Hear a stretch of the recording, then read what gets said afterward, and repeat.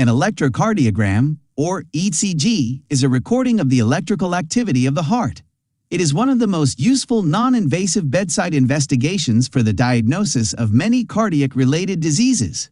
Some common indications of an ECG include the following.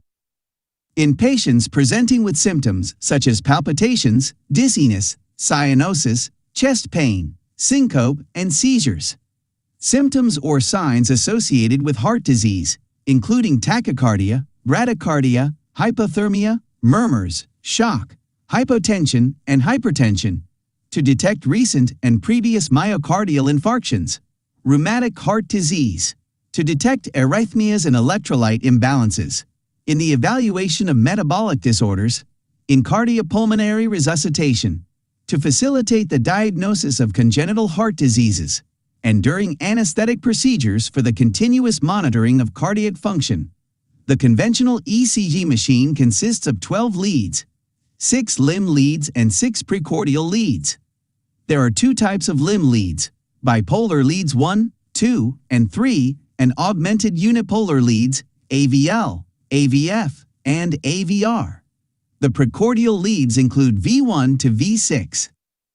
The limb leads record the electrical activity in a vertical plane, and the precordial leads record the heart's electrical activity in the horizontal plane. The principle behind recording an ECG is an electromagnetic force, current, or vector with both magnitude and direction.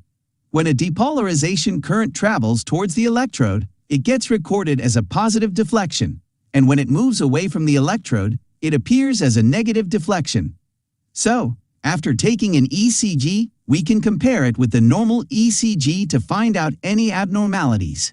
Any trained medical person can conduct and obtain an ECG, including a doctor, nurse, or qualified technician, although it is interpreted by a clinician. An electrocardiogram is a safe, non-invasive, painless test with no major risks or complications. No specific preparation is required to undergo an ECG test, and individuals do not have to stay overnight in the hospital.